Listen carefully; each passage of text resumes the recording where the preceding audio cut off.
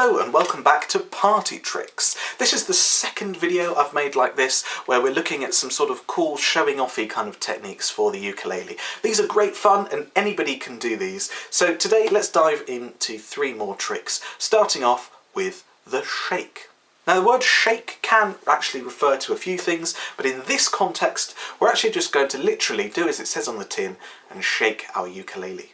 Now at the moment, obviously, it's not making any sound, so what we need to do is do a strum of the open string, so nothing down on the fretting hand, and then come to the bottom bout of the ukulele like that, and with your hand sort of not really holding it in place, keeping it from falling of course, but not gripping it, just give it a bit of a shake.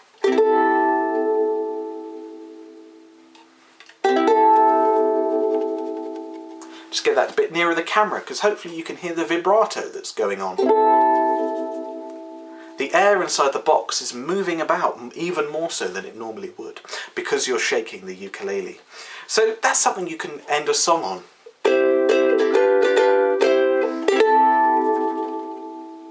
Okay, number 2, we're going to do the blow. Now this is always quite fun. What we're going to do is we're going to take the ukulele up to our faces this time and we're simply going to go blow in the hole. And then you can sort of use the resonance of blowing into the box as a sort of cool sound effect.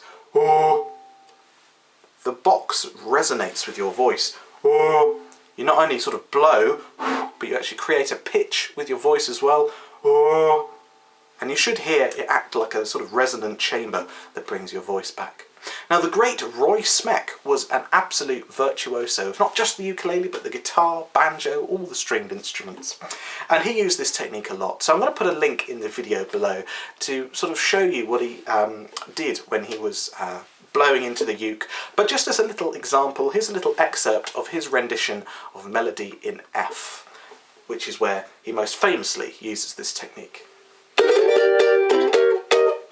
Oh. Now in that piece of music there's a natural pause. If I do it without the blow,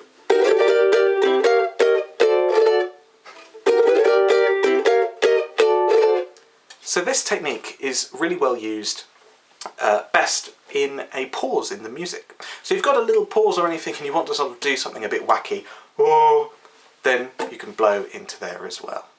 If you're enjoying this video, then I think you might enjoy this, which is my brand new book, Go Faster, which is all about coming up with fancy strumming patterns and learning some cool party tricks as well that will impress your friends.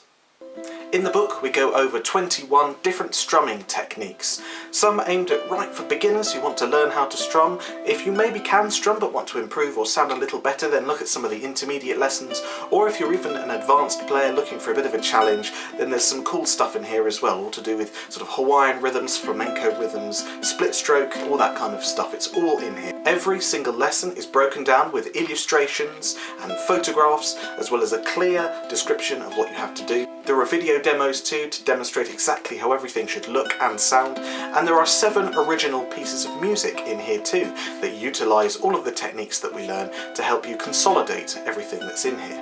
These books really are flying off the shelves. I've already sold out of 1 batch and the second batch is already halfway through as well. Don't worry though, there are still plenty of physical copies, or of course you can buy the ebook as well. This is available on my website www.matthewquilliam.co.uk or through my YouTube channel. Just click on the tagged products section below this video.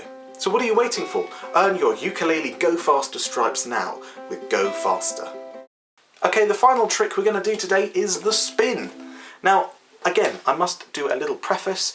If you are near anything or someone, or maybe you've got hard floors or something, make sure you're comfortable doing this. I'd best recommend doing this in a bedroom or somewhere with lots of soft furnishings about, carpeted floor, in case in the unlikely event you do drop your uke, then it won't get damaged. But I do this in workshops all the time, and it's always good fun to do as a little sort of showstopper at the end of a song. Singing a song like that. And you can even end it with a little jazzy hands pose like that as well. So what we're going to do, in the hands that we would normally use for fretting, we create a little loop like that around the top of the ukulele neck like that. Now you can either do a closed loop, or if you need to have a little bit of space, if your fingers don't allow for a closed one or whatever, the uke might not allow for it, as long as it's not getting out of that loop very easily, yeah?